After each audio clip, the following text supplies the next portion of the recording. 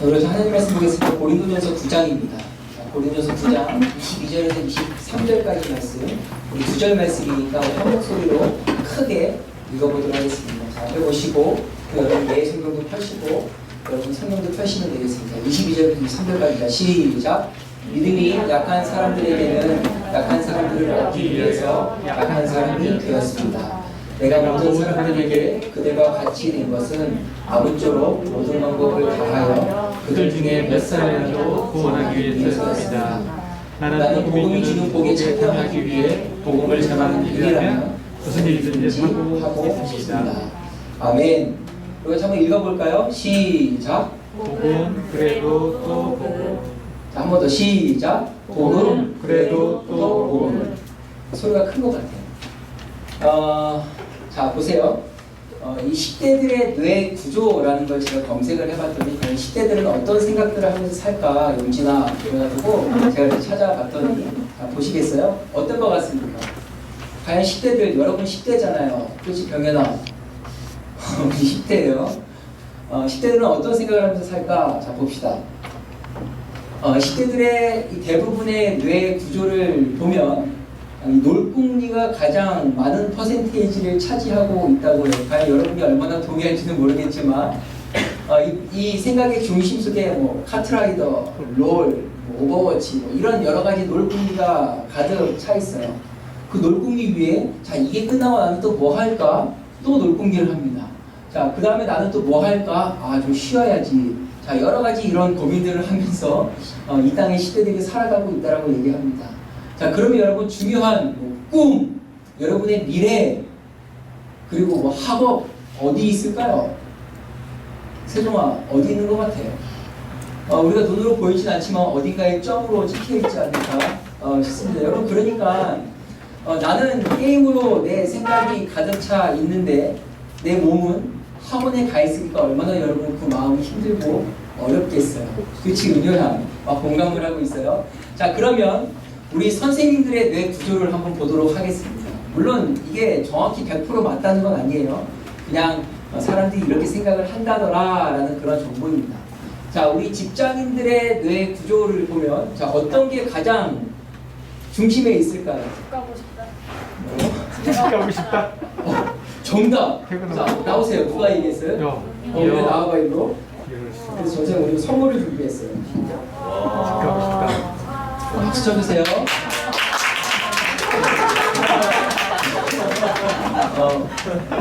거의 구원과 같은 느낌이 있어요. 자, 직장인들의 뇌 구조를 보면 어떤 게 있냐면 퇴근이래요. 근데 퇴근과 동시에 어떤 생각을 가장 많이 하냐면 회사를 그만두고 싶다. 빨리 끝내고 집에 가고 싶다. 온통 생각이 사실은 퇴근에 집중되어 있는 안타까운 현실이 서정민 선생님이 끄덕끄덕해서 안타까운 현실이 있어요. 그래서 이 많은 직장인들에게 물어봤대요. 선생님은 왜 직장에 다니세요? 라고 뭐라고 대답했을까요?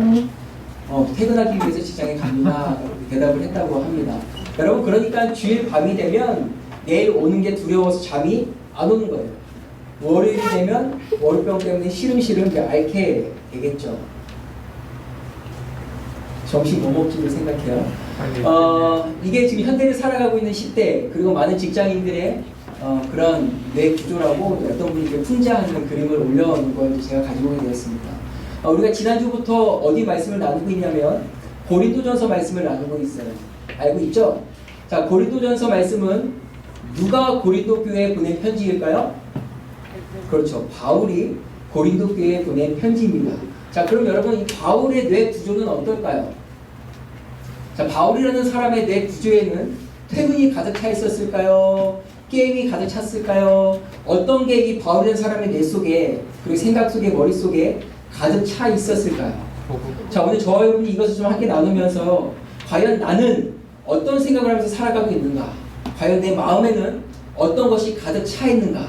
과연 나는 무엇을 위해서 한별아 오늘을 살아가고 있는가? 우리가 함께 고민하고 함께 결단하는 그런 시간이 되기를 기도합니다. 아시겠죠? 자, 지난주 우리가 한 주 동안 뭘 했냐면 여러분의 부모님을 통해서 큐티 말씀 듣기를 했어요. 했죠? 했지?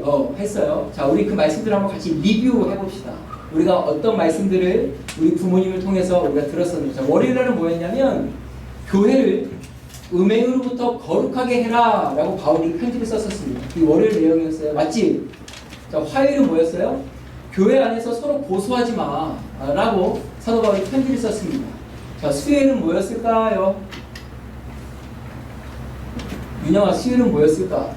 자, 수요일은 뭐였냐면 우리 몸은 거룩한 하나님의 성전이다 라고 그렇게 편지 내용이 써져 있었습니다. 자, 그럼 목요일은 뭐였을까요? 아주 중요한 내용이었어요. 목요일날 뭐였냐면 결혼을 하지 마 라는 그런 내용이 그 말씀 가운데 있었습니다.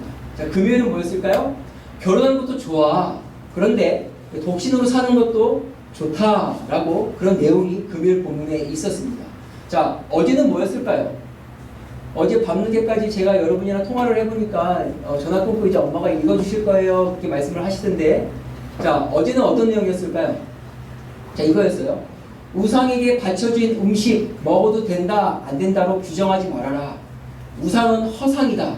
그러니 우상에게 음식이 바쳐졌다고 먹으면 안 돼, 뭐 먹어야 돼, 뭐 그렇게 규정하는 게 아니다. 그 다음에 쭉 또 바울이 설명을 하게 됩니다. 자, 여러분 오늘은 어떤 내용이냐면 이 바울의 권리 포기에 대해서 말씀을 하고 있어요. 자, 준비됐어요? 자, 여러분 권리가 뭘까요? 자, 특별히 우리 고등학생이 우리 영진이한테 한번 물어보겠습니다. 자, 권리가 뭘까요? 자, 너의 권리는 뭐니? 너의 권리는 고등 예배를 못 드렸을 때 중등부 예배도 드릴 수 있는 권리가 있겠죠. 그리고 제게는 없는 권리지만 예배가 끝나고 10대 라면을 먹을 수 있는 권리가 있겠죠. 물론 그치, 보기에는 제가 10대처럼 보이겠지만 10대가 넘어갔기 때문에 저는 라면을 먹을 수가 없어서 제 권리가 아닌 거예요.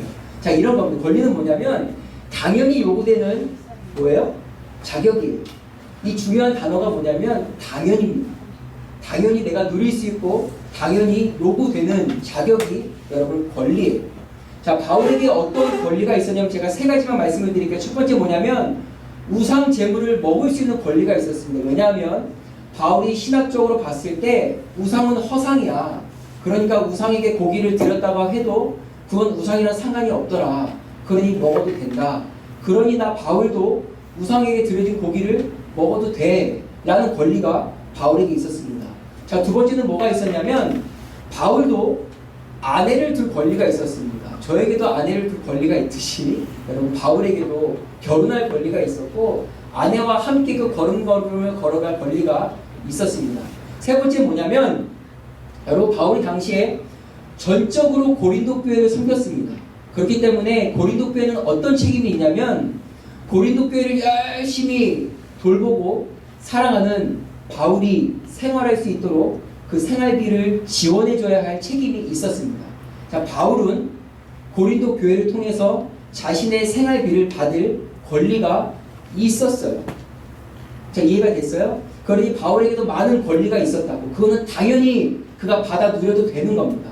그런데 바울이 어떤 선택을 했냐면 우리 12절 같이 한번 읽어보겠습니다.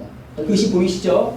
우리 크게 한번 읽어보겠습니다. 진우야, 여기야. 자, 읽어보세요. 시작! 다른 사람들이 여러분에게 이런 것을 요구하는 권리를 가졌다면 우리는 그럴 권리가 더 있지 않습니까? 그러나 우리는 이 권리를 행하지 않았습니다. 오히려 우리는 그리스도의 복음에 방해가 되지 않기 위해 모든 것을 참았습니다. 자, 뭐라고 얘기합니까? 그 권리를 어떻게 했대요? 대영아 어떻게 했대요? 행사하지 않았다라고 얘기합니다. 그러다 보면 그 이유가 아주 중요해요. 자, 보세요. 우상 제물을 먹을 권리가 있었습니다. 그러나 나 바울은 절제했다. 왜냐하면 혹여나 믿음이 약한 사람이 내가 우상에게 바친 제물을 먹는 걸 보고 혹여나 시험에 들까봐 실족할까봐 나도 고기가 먹고 싶지만 나는 절제했다라고 바울이 얘기합니다. 자, 두 번째, 바울도 결혼할 권리가 있었고 바울도 아내와 함께 다닐 수 있는 권리가 당연히 있었습니다. 여러분, 그런데 내가 이 권리를 포기했다라고 얘기해요. 왜냐하면 나는 그만큼 더 복음을 위해서 내 시간을 쏟고 싶다. 난 더욱더 복음에 집중하고 싶다 해서 당연히 누릴 수 있는 이 결혼이란 권리를 바울이 어떻게 했습니까? 포기했어요. 이거 엄청난 거예요. 세 번째 뭐냐면 당연히 고린도 교회로부터 생계 유지의 비용을 받을 권리가 있었는데 여러분 바울은 그 인생이 어떻게 살아갔냐면 텐트 메이커로, 더 정확히 얘기하면 텐트를 수리하는 사람으로 그렇게 생계를 유지하면서 고린도 교회 성도들을 돌보고 고린도 전역에 예수님을 가르쳤습니다. 권리는 고린도 교회가 나를 책임져서 먹고 살게 해주면 되는 게 권리였어요. 그런데 여러분 바울은 그 권리를 누리지 않고 어떻게 했냐면 자기 스스로 텐트를 수리하면서 먹고 살았어요. 왜? 복음을 위해서라고 얘기합니다. 자, 오늘 여러분과 함께 읽은 말씀에서 그 이유를 설명해요. 자, 볼까요? 텐트를 왜 내가 수리하면서 살았냐면, 우리 노란색 한번 같이 읽어보세요. 노란색. 자, 준비하시고 시작. 우리는 그리스도의 복음에 방해가 되지 않게 하기 위해서 했다라고 얘기합니다. 자, 한 가지만 말씀을 드리면 이거예요. 당시에 바울은 고린도 교회로부터 생활비를 지원받을 수 있는 자격, 권리가 있었습니다. 그런데 당시에 어떤 상황이 있었냐면 지식이 있었던 사람들이 자, 이렇게 사람을 모아놓고 가르치는 거예요. 헬라 철학은 이렇고 저렇고. 자, 이렇게 되면 어떤 결과가 오냐면 모인 사람들의 머릿수대로 나한테 돈을 줬어야 됐어요. 준비됐어요? 자, 이렇게 되는 거예요.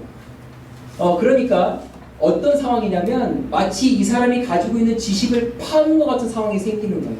이 지식에 대한 대가로 여러분은 돈을 줘야 되는 거예요. 당시에 많은 지식인들이 이렇게 살아왔었습니다. 그런데 여러분 생각해 보세요. 바울이 뭘 가르쳤죠? 헬라 철학을 가르치지 않았습니다. 그의 지식을 가르치지 않았어요. 바울이 뭘 가르쳤어요? 자, 따라합니다. 예수님을 가르쳤어요. 자, 바울은 예수님을 가르치고 예수님에 대해서 설명을 하는데 이 사람들로부터 돈을 받으면 바울이 생각하기에 예수님에 대해서도 이들이 그냥 헬라 철학의 하나로 그냥 그 정도의 지식으로 여길 수도 있겠구나 라는 생각과 그저 예수님도 그저 그런 종교 중에 하나구나 라고 하찮게 여길 수 있다라는 그런 부담감이 밀려오는 겁니다. 그러니 내가 텐트를 수리하면서 생계를 유지해도 괜찮아. 복음에 방해가 되지 않고 예수님의 이름에 방해가 되지 않는다면 그 어떤 오해 소지도 만들지 않을 수 있다면 나는 내가 누릴 수 있는 권리를 포기하겠다라고 바울이 결정한 겁니다. 당연히 누릴 수 있는 거예요. 그러나 바울이 그걸 누리지 않습니다. 여러분 왜냐하면 바울이 전했던 예수님, 바울이 전했던 복음은 바울에게 있어서 가장 소중한 거예요. 내 안에 가장 귀한 것이었다고. 그러니까 나의 어떤 유익을 조금 얻고자 예수님의 이름이 오해되어지고 예수님의 이름이 방해받는 게 싫었던 거예요.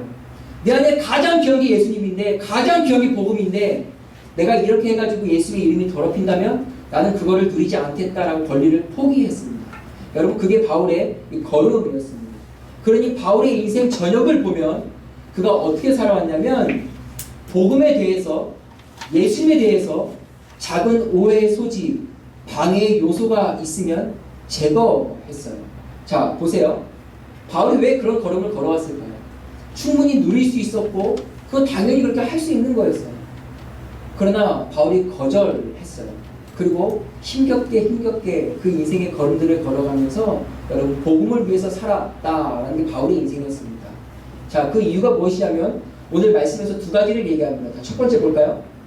첫 번째 뭐냐면 아무쪼록 모든 방법을 다하여 그들 중에 고린도 땅에 있는 그들 중에 몇 사람이라도 구원을 하기 위해서였다라고 말합니다. 여러분 고린도 땅이 얼마나 타락했었는지 저번주에 말씀을 드렸죠. 고린도스럽다. 그럼 좋은 거예요? 나쁜 거예요? 나쁜 거예요.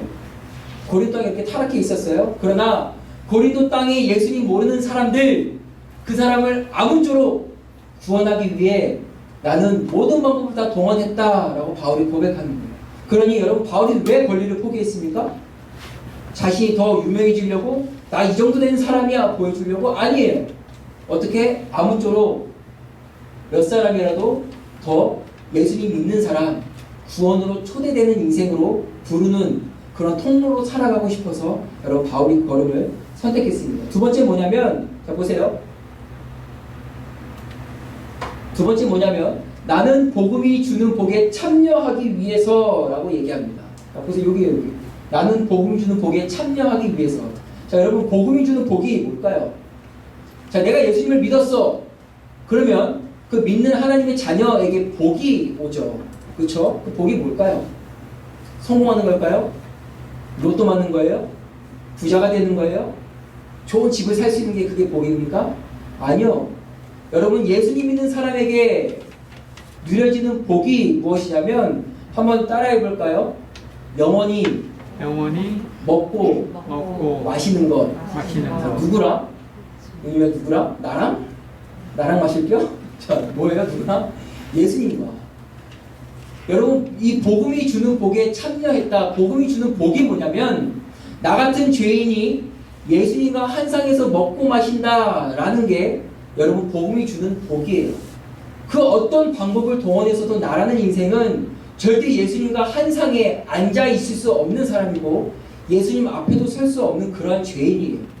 그러나 복음이 주는 복이 무엇이냐면 나 같은 죄인이 예수님과 한 상에서 먹고 마실 수 있는 그러한 자격, 그러한 부름이 있다는 겁니다. 두 번째 뭐냐면 나 같은 죄인이 영원히 주님과 교제할 수 있게 되었다는 게 여러분 복음이 주는 복이에요. 예수 믿으면 부자 된다 여러분 그게 아니고 예수 믿는 인생에게 나를 부르시고 나를 지으신 그분과 평생 한 상에서 먹고 마시며 그분과 평생 교제할 수 있게 되었다.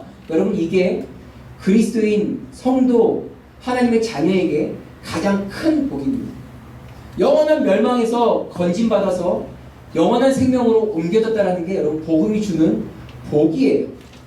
여러분 왜 바울이 권리복이라고 그렇게 살았냐면 나는 복음이 주는 복에 참여하기 위해서 그렇게 했대요. 이게 무슨 뜻이냐면 우리가 한국어 성경에는 정확히 나와 있지 않지만 여러분이 원어 성경이나 영어 성경에 보면 이렇게 나와 있어요. 자, 우리 고등부 친구들 한번 읽어볼까요? 자, 노란색 글씨. 자, 시작.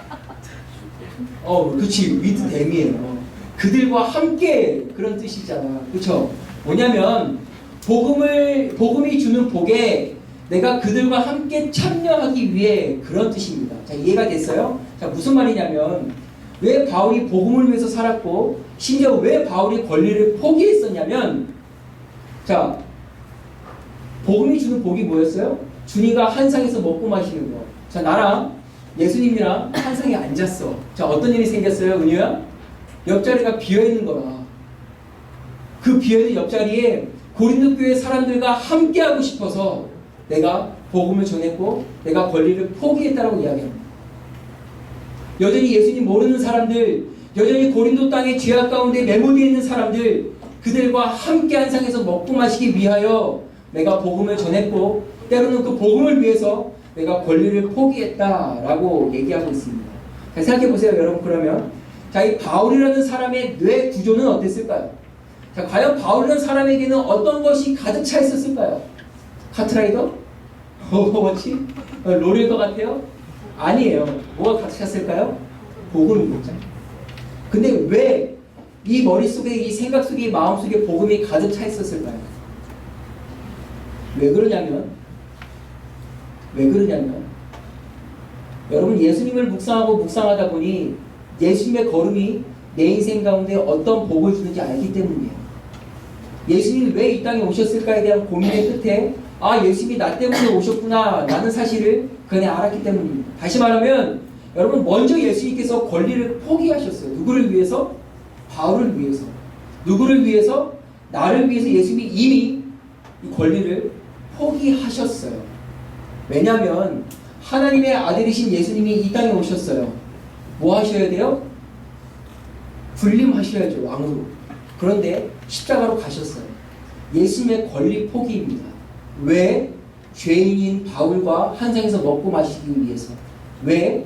죄인인 바울과 영원히 교제하시기 위해 예수님의 권리 포기가 시작이 된 겁니다. 그 권리 포기를 통해서 어떤 일이 생겨났어요? 바울이 예수님의 제자가 되었어요. 바울이 예수님의 사랑을 경험했죠.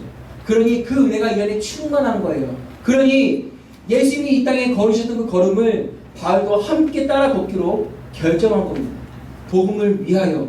여러분 그게 바울의 인생의 걸음이었고요. 이게 은혜 입은 자의 걸음이에요. 내가 예수님을 믿어요. 나 같은 사람이, 내가 주님 앞에 예배해요. 나 같은 사람이. 여러분 이 은혜가 은혜로 다가오는 사람은 내 머릿속에, 내 마음속에, 내 생각 속에 복음의 씨앗들이 자라나기 시작합니다. 물론 카트라이더로 처음에 가득 차 있을지 모르겠어요. 그러나 예수의 사랑이 내 안에 오고 예수의 은혜가 내 안에 오기 시작할 때 내 안에 그 복음의 은혜들이 자라나기 시작해요. 내 안에 그 은혜의 감격이 시작되어져요. 그러니 어떻게 됩니까? 점점 다른 것들은 밀려나는 거예요. 복음을 위해서가 내 인생의 우선순위가 되는 겁니다. 여러분, 바울의 걸음이 그랬어요. 은혜 입은 자, 그의 걸음이 복음을 위해서 그 다른 것도 귀하게 여기지 않는 그 걸음을 걸어갑니다. 여러분, 지난주 우리가 한 주 동안 고린도서 말씀을 들었어요. 자, 여러분, 그 말씀들의 키워드가 뭐냐면 바울이 왜 그랬을까요? 야, 교회 안에 있는 음행 제거해. 교회를 거룩하게 해야 돼. 왜? 복음을 위해서요. 야, 교회 안에서 서로 고소하지 마. 차라리 고소할 거면 네가 손해를 보는 게 낫다. 왜? 복음을 위해서. 교회 안에서 분쟁하고 서로 고소하고 그러면 세상에 무슨 덕이 되겠니? 차라리 네가 손해를 봐도 그 걸음을 선택해. 왜? 복음을 위해서.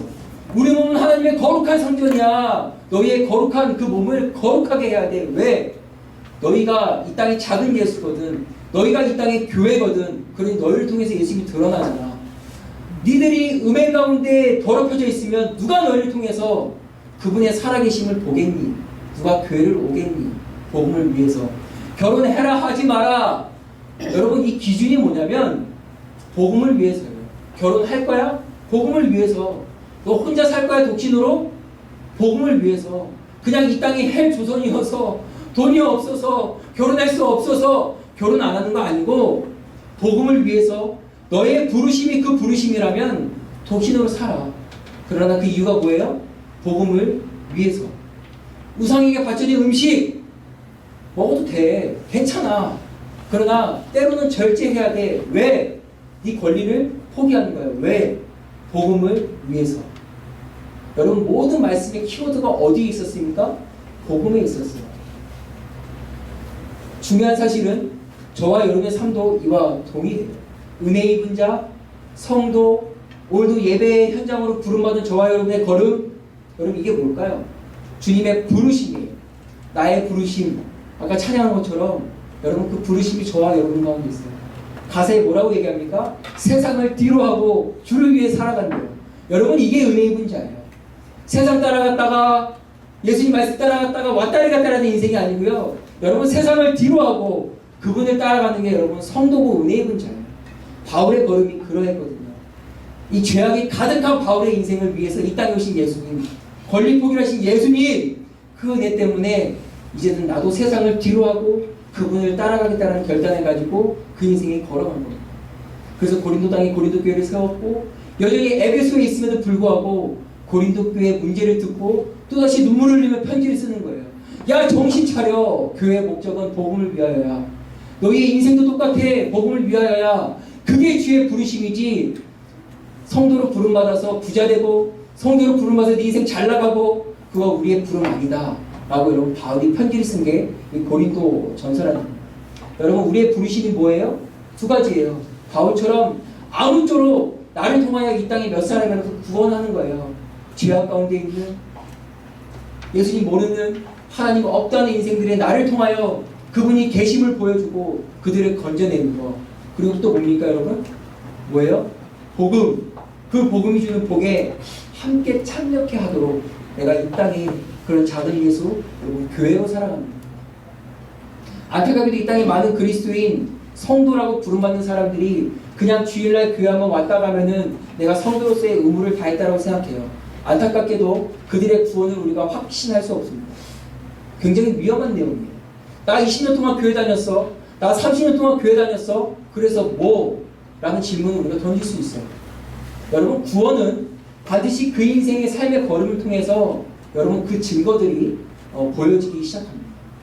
그 증거가 뭐냐면 점점점 내 안에 다른 것들로 가득 찼었는데 복음이 내 안에 일하셔서 다른 것들이 밀어내는 거예요. 내가 예전에는 나를 위해서 살았었고 그저 교회는 기도하는 곳이었어요. 하나님 뭐 잘되게 해주세요. 좋은 대학 가게 해주세요. 그러나 점점점 이 복음의 씨앗이 내 안에 자라나면서 어떤 결과가 생기냐면 기도의 방향이 달라지는 거예요. 하나님, 나에게 이런 달란트들이 있는데 내가 이 달란트 통해서 당신을 위하여 사용하고 싶습니다. 하나님 길을 열어주시고 방향을 주시고 어떻게 내 인생 준비해야 될지 알게 하여 주십시오라는 기도 제목이 바뀌어져요. 여러분 교회를 10년 다녔고 20년 다녔는데도 여전히 나 로또 맞게 해주십시오 기도하면 여러분 그거는 참 어려운 거예요. 참 어려워요. 여러분 무엇을 위해서 오늘도 이 자리에 있고 여러분 무엇 때문에 오늘도 예배합니까? 여러분 무엇 때문에 주의 은혜가 여러분의 인생 가운데 필요합니까?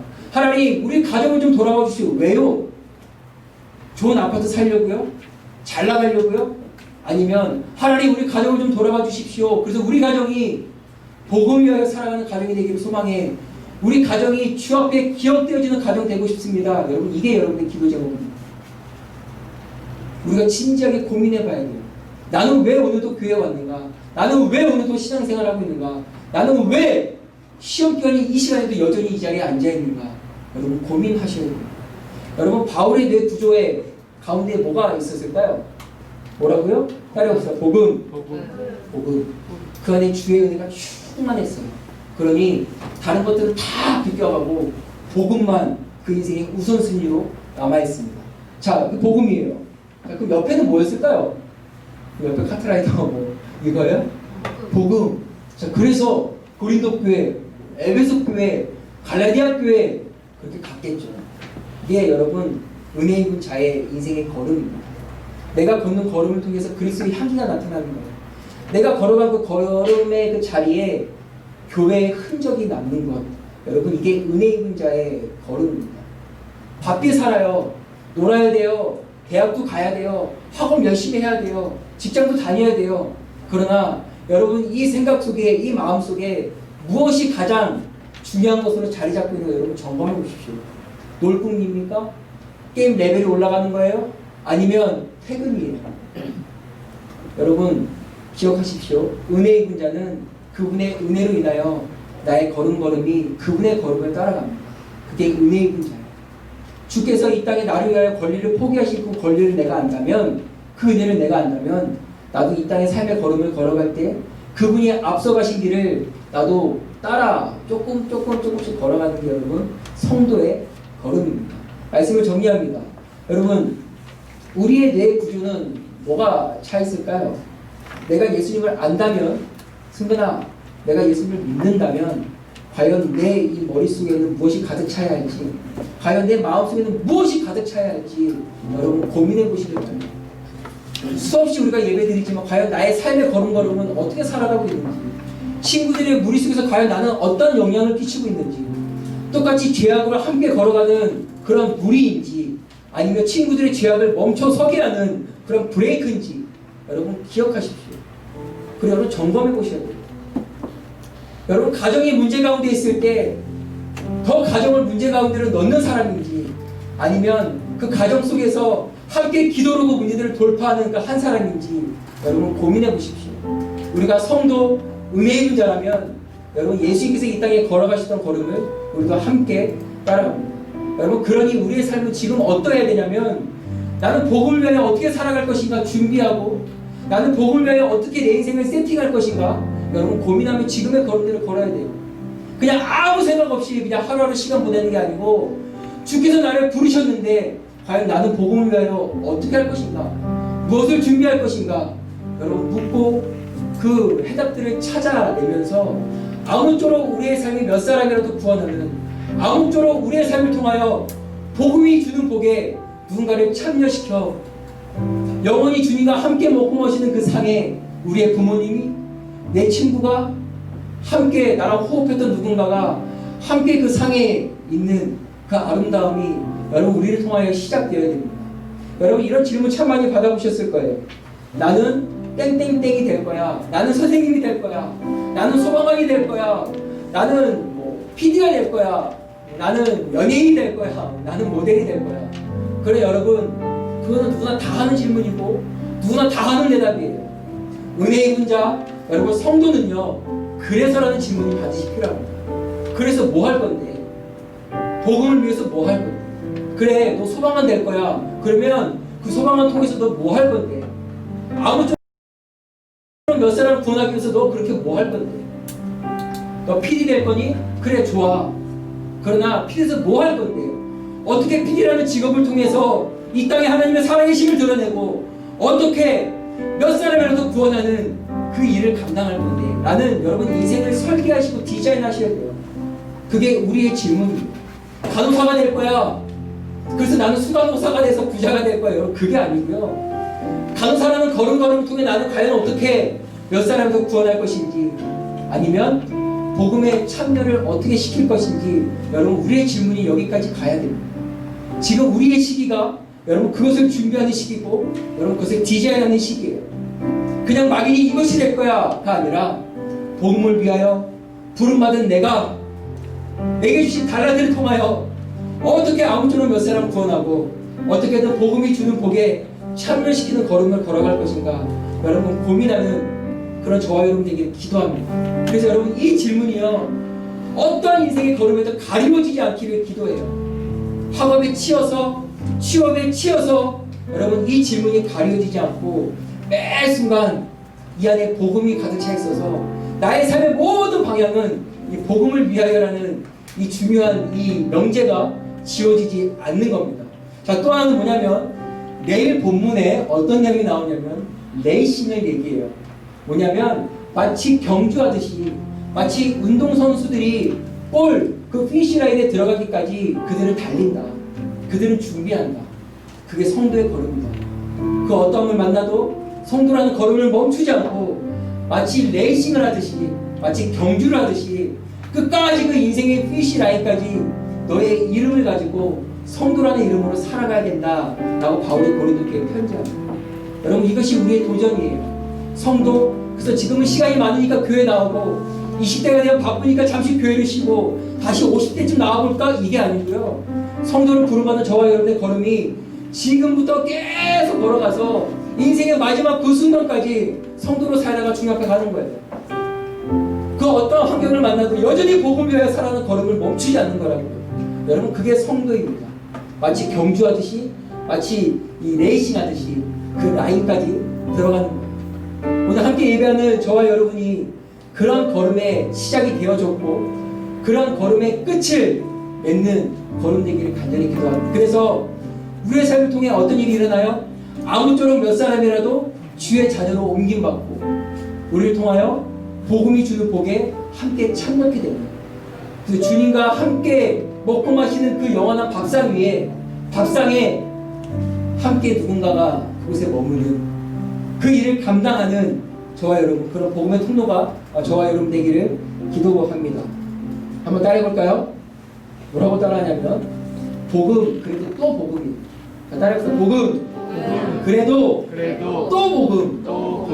예, 이거는 지루하고 짜증나는 게 아니고 우리의 인생의 걸음이에요.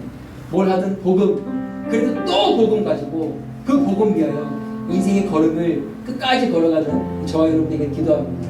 여러분과 한 찬양을 좀 같이 하고 싶은데 뭐냐면 다시 복음 앞에는 찬양인데 많은 그리스도인들이 얘기해요. 말한대요. 야 교회 다녀야지. 야 이렇게 해야지. 그런데 어떻게 된다고요? 정작 가진 않는 길 복음을 위해서 걸어가지 않는데요. 그저 말로만 가려고 한대요. 점점 주님과 멀어져만 가고 점점 주님만 이용하려고 해요. 그분이 내 인생 도우셔서 내 인생 잘 풀렸으면 좋겠다. 여러분 그런데 이 찬양이 뭘 고백하냐면 다시 복음 앞에래요. 예수님의 죽어지심을 다시 기억하는 거예요. 아 그분의 죽으심이 나를 위함이고 그분의 권리 포기가 나를 위함이구나. 다시 그 은혜 앞에 내가 서는 겁니다. 내가 어떻게 예배할 수 있게 되었는지 내가 어떻게 모태신앙으로 태어날 수 있었는지 내가 어떻게 오늘도 성도라는 이름을 가지고 살아갈 수 있는지 그 은혜를 다시 묵상하며 내 영혼 선에 그리고 어떻게 됩니까?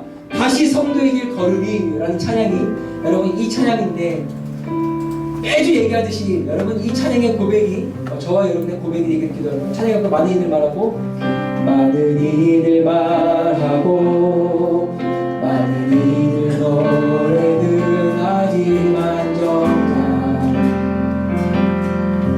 하지 않는 일 두려운 생각보다 많이 힘들고 험한 길보다 늦어 말로만 가려기에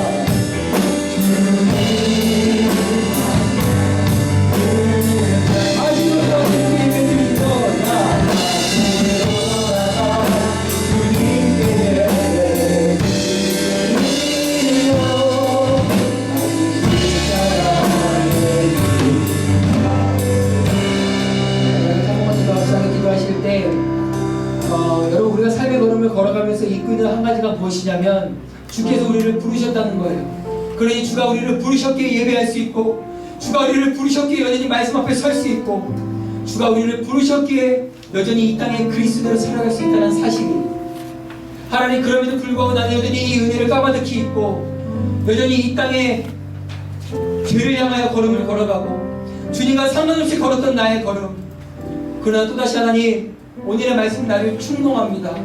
하나님 그냥 일시적인 충동으로 멈추지 않게 하여 주시고 나의 삶의 방향이 송두리째 바뀌어 이제 나는 내 안에 있는 복음의 씨앗이 점점점 자라나 하나님 복음을 위하여 살아가기로 결단하고 내 인생의 전부 복음을 위하여 초점을 맞추는 그런 걸음의 시작되어지게 하여 주시옵소서. 하나님 점점 주님을 이용하는 것이 아니라 점점 주님을 사랑하는 사람이 되어 내 인생이 그 마지막 라인에 설 때까지 여전히 성도로 살아가고 여전히 그리스도로 살아가는 그런 한 사람의 예배자, 그런 한 사람의 성도, 그런 한 사람의 그리스도 되어지게 해달라고, 하나님 나를 그렇게 인도해 달라고 우리 같이 주여 기도합니다. 주여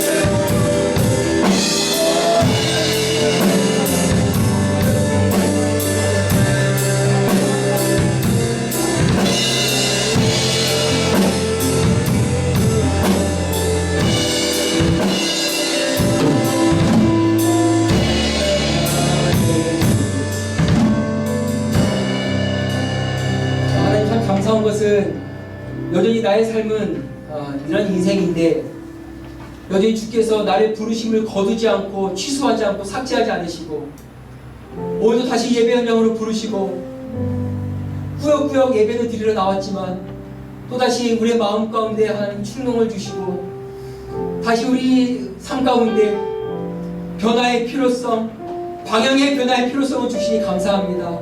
하나님 은혜의 운자 그 바울의 걸음이 그러했던 것처럼 하나님 어쩌면 바울보다 더 많은 은혜를 입고 살아가는 우리 인생 속에 주를 이용하는 걸음이 아닌 점점 주를 사랑하는 마음들이 커져가 이 땅에 호흡하는 그 순간순간 복음을 위하여 걸음을 걷는 그런 하나님의 사람이 되기를 간절히 소망합니다. 하나님 10년이 지나고 20년이 지나고 30년이 지나도 여전히 성도로 살아가고 있는, 여전히 복음을 위하여 살아가고 있는 그런 다음 세대가 되어지게 하여 주셔서 또 다른 다음 세대를 세워가고 열방 곳곳에 주의 나라를 세우는 그런 복음의 군으로 우리 중동 친구들, 우리 모든 예배한 하나님의 사람들 될 수 있게 주님 기억하여 주시옵소서. 하나님 우리는 그저 그런 인생이 아니요 주의 나라를 세우는 인생임을 다시 한번 기억하고 내게 주신 달란트, 내게 주신 귀한 것들을 통하여 어떻게 내가 주의 나라를 세워갈 것인가, 내가 어떻게 복음을 위하여 살아갈 것인가 하나님 고민하고 준비하며 그렇게 내 인생을 주님 앞에 잘 세팅해 이 인생의 평생의 걸음이 주께서 기억하시고 주께서 기뻐하시는 걸음대로 걸어갈 수 있도록 하나님 그렇게 일하여 주시옵소서. 주님 감사합니다. 예수님의 이름으로 기도합니다. 아멘. 계속 찬양하시면서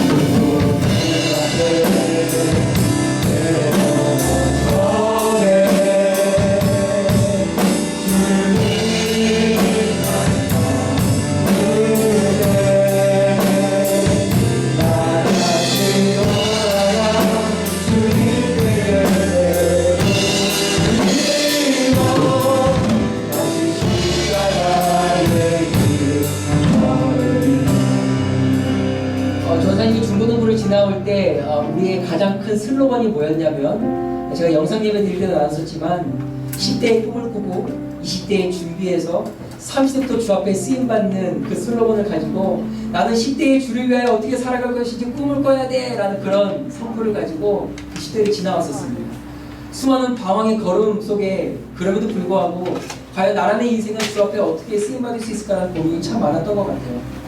누가 알았겠어요? 저 같은 인생이 사역자가 될지 아무도 꿈꿀 수 없었고 아무도 생각할 수 없었던, 그러니 참 하나님은 놀라우신 분이에요.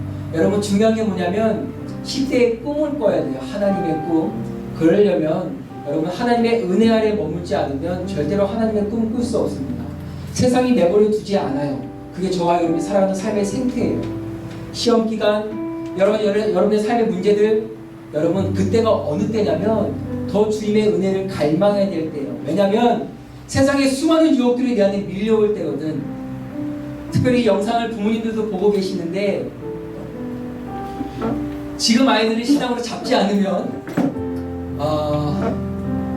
기가 막힌 결과를 맞이하게 됩니다. 이미 유럽에서는 탈세례가 아주 공공연하게 일어나고 있어요. 탈세례가 뭐냐면, 여러분 다 유아세례 거의 받았죠. 나의 신앙의 고백과 상관없이 여러분 부모님의 신앙에 따라 우리는 유아세례를 받아. 저도 유아세례를 받았어요. 그런데 성인이 되면서 나 그딴 거 필요 없어 라고 시작이 되었었는데, 지금은 탈세례를 얘기합니다. 세례 취소해주세요. 그래서 감히 목사라고 얘기할 수 없는 그분이 탈세례식을 거행하는 그런 교회들이 생겨나요. 세례식을 할 때 물을 위에 적시면서 나는 죽었습니다라는 그런 의미잖아요. 여러분, 탈세례식 할 때 어떻게 하냐면 드라이기로 머리를 쫙 말려요. 세례 캔슬. 여러분, 그런 기가 막힌 일이 지금 유럽에서 일어나고 있어요. 그리고 그 물결이 미국을 거쳐서 우리나라에도 점점 들어가요. 그 결론이 그 원인이 뭐냐면 10대에 신앙을 세우지 못한 거. 왜 못 세웠을까요? 공부해야지, 좋은 대학 가야지, 그때 하면 돼, 군대 갔다 와서 신앙생활 잘하게 할게요 라는 그 아니란 우리의 신앙 양육이 지금의 결과를 보고 있습니다. 산 증인이에요. 지금 아이들을 눈물로 양육해야 되고, 지금 아이들을 눈물로 신앙교육하고, 대학을 3수, 4수, 5수 할지라도 이때 신앙이 세워지지 않으면 다 떠납니다. 언제 군대 가야 돼요? 주님과의 관계가 가장 뜨거울 때 가는 거예요. 나이 상관없어요. 그래야지 군대 가서 세상에 영향받지 않고 여전히 그곳에서 복음을 위하여 살아가다가 다시 나와서 이곳에서 복음을 위하여 살아갑니다. 우리 부모님들 부탁드립니다. 여러분도 기억하세요. 지금이 우리가 신앙을 붙잡고 다시 우리의 신앙을 견고히 세워야 될 때예요. 지금 놓치면 우리의 레이스가 끝날지도 몰라요. 지금 놓치면 어쩌면 다음 세대에서도 탈세례라는 그런 외침들이 일어날지 모르겠습니다. 같이 기도하면서 우리의 신앙을 지켜내야 될 때고, 같이 기도하면서 우리의 다음 세대를 세워갈 때예요. 기도하겠습니다. 하나님, 주님 앞에 귀한 예물 드립니다. 하나님, 이 예물도 그저 우리의 습관의 예물 되어지지 않게 하여 주시고, 하나님 주 앞에 우리의 마음을 드리고 주 앞에 우리의 정성을 드리는 그런 드림 되어지게 하여 주시옵소서. 하나님, 더욱이 이 재정을 통해서 여전히 예수 그리스도를 모르는, 여전히 주님과 상관없이 살아가는 인생들이 주께로 돌아오는 그런 은혜가 있게 하여 주시고, 하나님, 이 땅에 죄악이 점점 거두어지고 예수 그리스도의 그 걸음을 따라가는 그런 성도의 삶들을 통하여 이 땅에 주의 영광이 가득 차는 그런 은혜가 하나님 있게 하여 주시옵소서. 그렇게 하신 주님을 찬양합니다. 주님 감사합니다. 예수님의 이름으로 기도합니다. 아멘. 반갑습니다. 이번 주도 변함없이 주님의 성전에서 여러분을 만나게 되어서 너무나도 반갑고요. 오늘 너무 몹시 기쁘게 새 친구가 왔습니다. 새 친구를 데리고 온 우리 태연이도 축복하고, 동아중학교 2학년 김효빈 친구 환영합니다. 우리 함께 축복하도록 할게요. 축복한다고 지나갈까요? 저를 축복하지 말고 뒤에 있어요. 축복합니다. 축복합니다. 주님의 이름. 뒤에 있어. 자, 축복합니다. 주님의 사랑으로. 다시 한번 축복합니다.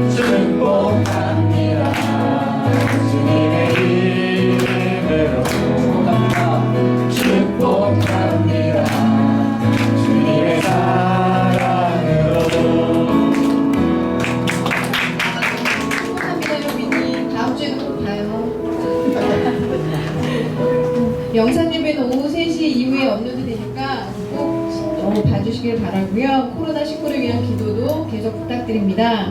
이번 주에도 마찬가지로 부모님이 읽어주시는 큐티를 진행 중인데 복음으로 가득 차기 위한 방법은 하나님 말씀을 우리가 가까이 하는 것 아닐까요? 그래서 하나님을 맛보아 아는 우리가 되어서 하나님의 기쁨에 참여하는 우리 중동부가 되었으면 좋겠습니다. 그래서 무엇을 하든지 무엇을 말하든지 무엇을 행동하든지 복음이 나올 수 있도록 하나님이 나올 수 있도록 우리가 우리 안에 하나님의 것으로만 충만히 채울 수 있는 또 한 주간이 되기를 바랍니다.